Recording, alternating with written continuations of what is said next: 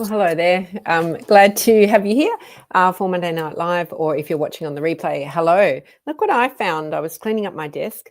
So it is a bell, or a Christmas bell from Greece. So every time I go away on travels, I buy a Christmas decoration, or where I can find them. So my tree is fairly heavily skewed to one way because of all the decorations, but I love it because it's such a wonderful talking point for anyone who comes over to our house around Christmas time. And it's a great reminder. Every Christmas ornament brings back an amazing story. So it's amazing how many you can find every single day of the year, because you don't have to be at Christmas time to find decorations anywhere in the world. I'm sure you could hunt them down here too in Australia as well. Souvenir shops are a great place. So today I always have lots of stories. I'm going to share some stories with you today. 5 conversations that I have had in the past week. So chime in where it works for you. Please let me know if you're watching live, where you're watching from. But if any of this makes sense to you, if any of this you're nodding along, please share your story, because it really does help someone else as well. So if you're new here, welcome. I'm Yvonne. I'm the founder and CEO of Women's Fitness Adventures. We have been teaching, we have been training, and we have been taking women on adventures close to home and far away across all over the globe for the past 11 years. And we have really helped women show up in their own lives. And it's just such an amazing thing to be part of. And I'll share some of those stories today. So I'm just going to drop in a hello here.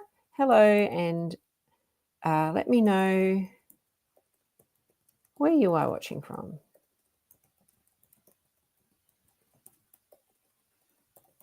You get to watch me do that. Okay, so the first one is my story. And hello, Lynn, how are you going there? The first one is about lost in translation. So I was chatting with a friend on the weekend who is an avid hiker, and he has hiked a lot of trails in the world, and he went on an international hike last year. So international being I'm based in Australia, being outside of Australia. And what he didn't realize is that potentially the hiking guides that you have internationally may not have English as their primary language, or that the groups that you join may not be all English speaking, or perhaps not English speaking at all. And so he was also asking me questions about how many guides, what's our ratio of guides to participants, what happens if no one speaks English. So it was really funny, because he's booked this amazing trek next year. And he was saying before he did that, he wanted to make sure that the guides were English speaking, and that the rest of the people on the hike that he had booked were also English speaking as well, because there would be nothing worse than showing up with, I think there were 14 on his trip, 13 other people who couldn't speak any English, and neither could the guide. So he wanted to check in on that. And so, the conversation here and the tip that I want to share is that things can get lost in translation. So always check on our hikes. There is always our Women's Fitness Adventures leader. And then when we're traveling internationally, we always have hiking guides that are local in-country guides. We vet them. We, have generally over the past 11 years kept the same guides that work in different countries. So we have built this rapport over the years as well, and they all are very much English speaking. We've taught them a lot of our colloquialism, so they understand some of the words when we say, is it hilly? They kind of get what an Australian version of hilly is, but they also speak the language. So both languages. So we have on our trips always us are English speaking. Most of our women who go on our hikes are English speaking as well. Some may be multilingual, but certainly the guide is English as well as their native tongue as well, which is great for the history and great for getting around. But a really simple tip for anyone thinking of a multi-day hike, especially internationally, is always clarify the language, the support, and the group dynamics before you book onto that, because you don't want to get caught out with that. And that could be for it doesn't necessarily have to be for hiking. That could be for any adventure that you're doing. So if you have a story around that, let me know. But I know when we first started working with our Italian guides, some of the things that we would say, talking amongst ourselves as Australians, and even when we go to New Zealand, because we all quite familiar with each other within, a very short time frame. They're like, wow, this is like just going on a hike with a bunch of friends. And it's really such a great thing. The second one, so 5 conversations I've had this week. The second one is around clothing and gear and equipment, and really relevant to everyone right now, because right now here in Australia, it is end of financial year, which means there are lots and lots of sales either happening or about to happen. So I had a conversation with one of our members today who's relatively new and just gathering her gear, and we were talking about wet weather pants, and I'm sure she won't mind me sharing the story. Because it is relevant to everyone. And it is raining today here where I am, which was great for us to test out our wet weather gear when we were hiking this morning. But she was asking me about rain pants, so pants that you wear over your shorts or trousers when the weather is really unpleasant and raining heavily, or really cold and strong winds to keep you warm. And I said to her, are you going on a trip soon? Do you need them for anything in particular? And she said, no, I don't. But I remember you talking about them in one of your masterclasses. They were nice to have in your pack. And I said, okay, they are nice to have in your pack. But unless you are going on a hike that needs them, certainly our day hikes are few and far between where you need them, and yours depending where you might go. But unless you're going on a multi-day hike where it specifies that you need waterproof pants, there is no need to go and buy all this stuff unless you have oodles and oodles of money just because it's on sale. So the question to ask yourself when everything is on sale now is, would I buy it if it was full price now? If not, just reconsider, because things will always come on sale. They have taught us to buy things on sale. We have end of financial year, we have stock take, we have Black Friday, we have Cyber Monday, which is, we have lead up to Christmas, we have Boxing Day. There is literally a sale every 6 weeks or so, and you can always ask for best price. And with hiking, shops never pay full price for anything. So just think about the pieces of gear that you have and only buy them as you need them. And as you need them, look for them when they're on sale. So just think about it in that reverse situation. If you are going on a hike and it's really important that, and you need the backpack and the raincoat, then certainly get that. But just these peripheral things, sometimes someone will have something that you can borrow and then you can save those dollars for something else. So let me check in with who else is here. Hello, Sharon. Hello, Sandra. Hello, Anne. Hello, Patricia. And I said hi to Lynn early on as well. So the first conversation was lost in translation. The second conversation has been the sale trap. The third conversation, multi-day fit equals multi-day mind. Now, coming up this weekend in Australia is the Gold Coast Running Festival. So the marathon, the half marathon, and some 10K and 5K events. So, big numbers, probably about 60,000 people will descend on the Gold Coast this weekend. So there's a lot of conversation that has turned around to, is my mind fit enough for running? What about my fueling? What about all these sorts of things? And the same thing translates across to hiking as well. So I was chatting with my son last night, but I was also chatting with a member today about multi-fit hiking and multi-fit mind.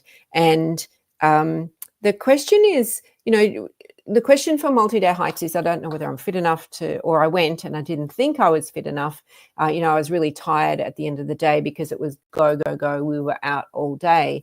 And that's generally how multi-day hiking adventures roll. Anything that's, you're just outside all day, and the very nature of being outside all day is tiring, whether you're moving all day or not.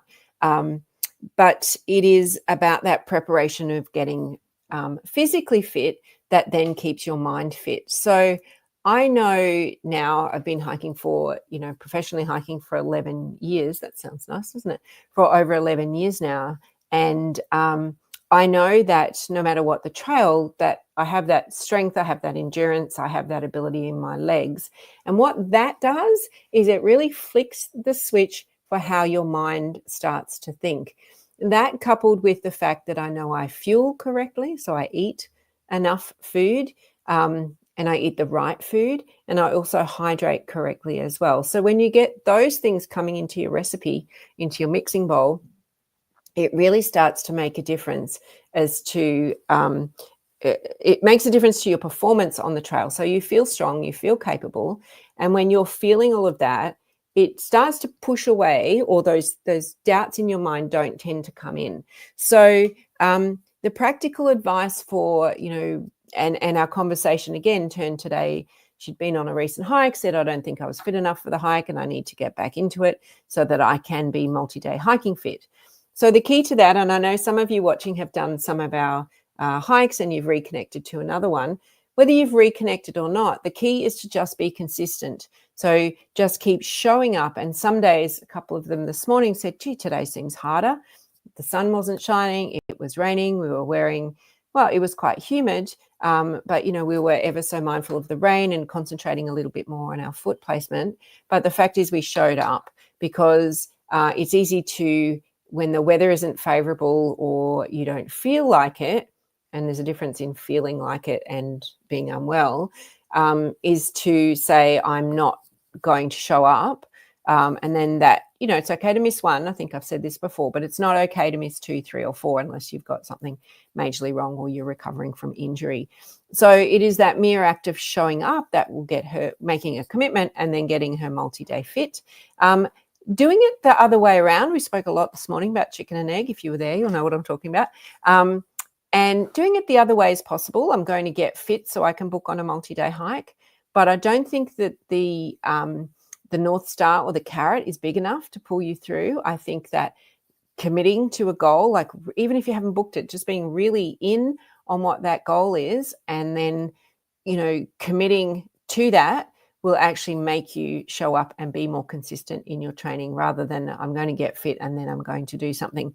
So better hiking fitness, better fitness inside our body, better knowledge of our strength and what our body is capable of will give us so much more mental confidence, mind confidence when we enter into our multi-day hikes. And it is the difference between enjoying and enduring, because when the body is strong, the mind also comes along on that same journey. So multi-day fit equals multi-day mind. That is conversation number 3 that I've had this week. So I do get to talk to a heap of people during the week. So you're wondering why I've always got a story. I do talk to a lot of people.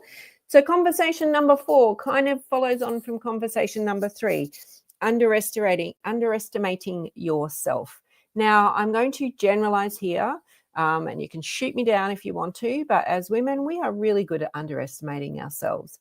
We are, I don't think I could do that. I don't think I'm fit enough. Sorry, that's the phone just ringing. I don't think I'm confident, all of these what if things I don't think I am. So we may just decide to skip out on booking into something rather than book in and then give ourselves this wondrous joy of having completed something. And even today, one of the questions was, a lady had been on a hike with us this morning and said, am I silly having booked into this hike in X date of a day hike? Do you think I can do it? And the question is absolutely, because it is all about, and this then comes back to this lost in translation and making sure you're with the right group, is, it's a team approach. Hiking is enjoyable and it's fun. The hike that she's booked into isn't training. So, absolutely. And I get puffed going up hills. Everyone gets puffed going up hills. So if you think I'm exhausted, my heart rate is high going up a hill, then that's absolutely normal. So start thinking about if your conversation is, I don't think I'm fit enough for this one, so I'll choose that one. Think about how you can get yourself to the next level, if that next level is what you want to do, or that perceived next level, because it might just be a matter of asking the right questions, thinking you're not fit enough when in fact you've just been downplaying your ability after all. So lots of pathways to get to the right hike for you. And I know that even today, some emails that I answered about our members who are booked into some of our multi-day adventures for next year, which are starting to roll out, was I'm really nervous. I've booked in and I'm really nervous about it. And, it's okay to be really nervous. It means it matters. But my answer was the team, and the team is there. Leonie, it's someone coming with us to New Zealand. The team is there. The group of women who have already booked onto this hike are amazing. The training plan will get you there, and we are focused on doing this together. And, this feeling of nervousness comes up every single time. But every single time at the end, it's like, oh, I shouldn't have been as worried as I was. So it's kind of that, a healthy or strong body helps to become the strong mind, and it creates this beautiful, if we can cycle through it in a positive way, this beautiful loop that keeps pulling us forward to be the strongest and hike ready or adventure ready version of ourselves that we can be. And then conversation number 5. So number 1 was the lost in translation. Number 2 was the sale trap. Number 3 is multi-day fit equals multi-day mind. Number 4 is underestimating yourself. And number 5 is confidence and connections. So for those of you who are members, but I'll say for the benefit of anyone who's not watching, is on almost every Sunday morning since 2020, so now in our 6th year, we have been doing our Sunday walk and talk online. So we show up via our secure connection on Zoom wherever we live, and we walk and talk in our own space, in our own place. Now, the weather could be bad and you might decide to stay in, or it could be that you're feeling a little bit under the weather with a cold or injury or whatever it might be, and you can still chime in for the social conversation. And in our conversations that we had yesterday was the question that was raised was what's one thing that hiking has taught you about yourself? And for most of us, it was that getting outside, going for a walk, even a walk in our suburb, it didn't have to be out in the bush, but getting out and doing something active was really good in helping us with our problem solving. And that it kind of helped put things in perspective the more we got out and walked and looked for things. And, some days we could just walk all day because it seems that some of the things that we worry about or are of concern for us, need a lot of clearing our head as our body moves. But one of the other reflections, and quite a few of them, were that hiking, and back to this multi-day fit equals multi-day mind, and I know some of you who are on here were on that walk yesterday, is that it has given them the confidence to be able to go and do things, and the confidence to not always please everyone. So not always say things that will, and a friend of mine also mentioned this the other night when they were over for dinner, is not always say things or worry about the things that they say that might upset people, that always, not being impolite, but just always making sure that it's very diplomatic in everything that you say and do. And that once they're fitter, it's like, well, I am who I am, me, and I'm not upsetting anyone, but I'm not saying things just to please other people at the expense of myself. And so building that confidence, hiking, being outdoors, problem solving through that movement has also helped build confidence. But it also, we were talking about how the power of female friendships and deepening those female friendships. And for many, when our kids were young, we were kind of in the throes of, perhaps working and raising kids, or just raising kids, or working, or whatever it might be. And so the opportunity for female friendships based around really common interests was, not always easy, because, it could have been a work connection, or it could have been a connection through the kids. But the common thing of really what's deep down inside of you, that little girl that we often talk about, what are the things that she's really interested in, and connecting with other women who have those similar interests in our adult life, and that power of really supportive, connected women as we, move away from, having the day-to-day management of kids, or, the complexities that come with, older parents and stuff like that, being in the middle, needing those women around us for great friendship and support and laughter and community and sense of being, belonging to part of something. And so that real magic that gave the mental strength, the confidence, and the powerful connections that form was a major part of the conversations that I've had over the past week. So, hiking conversations can bring so many things, from the language we speak to, our our body language and how our body responds to environments. And one of the ladies spoke of the Japanese term forest bathing, which we often talk about, and most people have heard about forest breathing or bathing, forest bathing. But I loved her description of it, and I hope she doesn't mind, Colleen.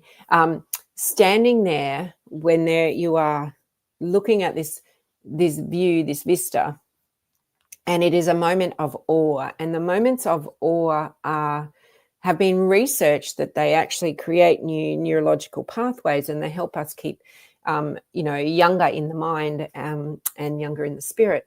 But standing there in a moment of awe at a magnificent piece of scenery, and that differs for whoever you are, and just breathing it in, just taking in that air around you in that environment. And that is bathing in it. It is letting, Mother Nature always gives you what you need, but it is letting that all wrap around you and just like bathe in it. And it was such a beautiful description that I thought it would be worth sharing. So lots of great conversations. There is always a story that I can share with you about something. So there were 5 or 6 actually from today. And hello, Marie, another one from Gympie. So nice to have you here as well. So hopefully you have got something out of today, or you have a story to share. So I'd love for you to share more stories down below if you have them, or if you have a topic you'd like me to cover, then please reach out. That's it from me this week. We are in the throes of putting all of the adventures for next year onto the website, as well as our day hikes and our online things as well. Life has just been a little bit hectic here, but it is all happening behind the scenes. So I do hope that we can connect either online or in person. Until then, have a great time, and I will catch you next time. Thank you.